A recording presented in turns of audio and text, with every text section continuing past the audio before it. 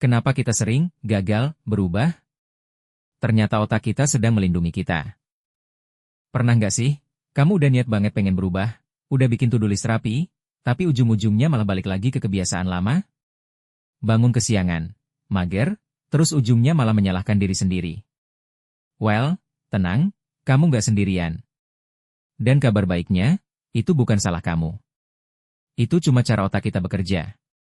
Hari ini, kita bakal kupas bareng gimana sih cara ngakalin otak kita supaya kita bisa beneran maju. Identitas lama sistem alarm. Kita semua punya yang namanya identitas lama. Bayangin ini kayak kumpulan file tua di kepala kita. Isinya kebiasaan, rasa takut, dan kepercayaan diri yang terbentuk dari cara kita dibesarkan atau pengalaman masa lalu. Nah, di alam bawah sadar kita, ada sistem saraf yang tugasnya satu, menjaga semuanya tetap familiar. Sayangnya, sistem ini nggak bisa bedain mana yang baik dan buruk.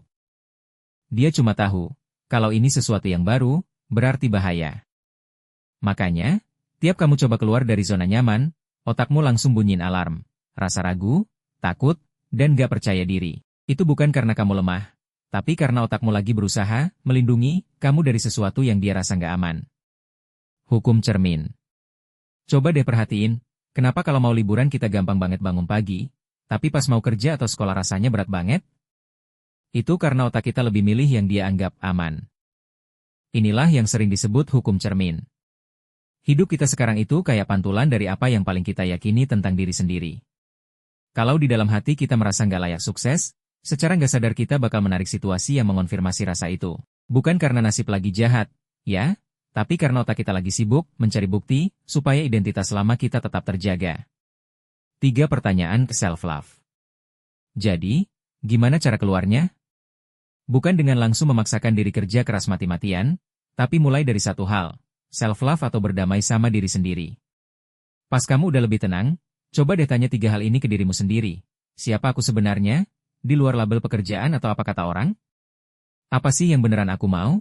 Bukan yang orang lain harapkan? Apa hal baik yang bisa aku kasih ke orang lain? Ingat, ini bukan cuma soal uang, loh. Jurnal afirmasi. Ada 2 alat sederhana buat bantu proses transisi ini. Jurnal, coba deh bikin jurnal koreksi diri. Tulis apa yang udah kamu lakuin, apa hasilnya, dan mana yang perlu diperbaiki.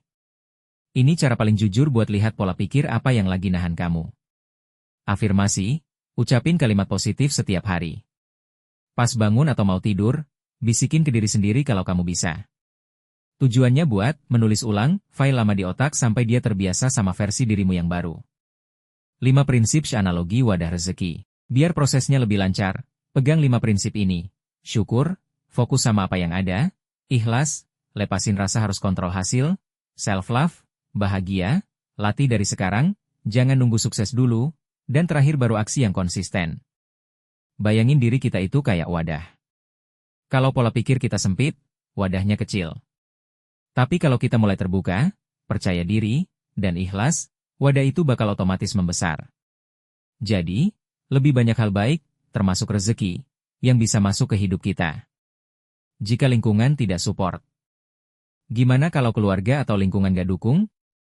Tenang aja, mulai aja dengan bertindak seolah-olah kamu udah jadi versi yang kamu impikan.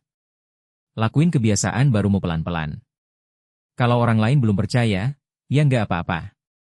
Kadang, mereka belum bisa lihat apa yang kamu lihat karena mereka pun masih berjuang dengan identitas lama mereka sendiri. Reframing rasa takut. Satu lagi, jangan takut gagal. Di dunia ini, cuma ada 2 kemungkinan. Kalau nggak untung, ya untung banget, karena jadi pelajaran.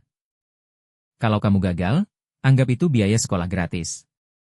Gimana kita bisa tahu rasanya berhasil kalau kita nggak pernah berani mencoba, kan? Jadi, kalau kamu ngerasa stuck, ingat, itu bukan karena kamu nggak mampu. Itu cuma identitas lamamu yang lagi panik karena kamu mau jadi orang hebat.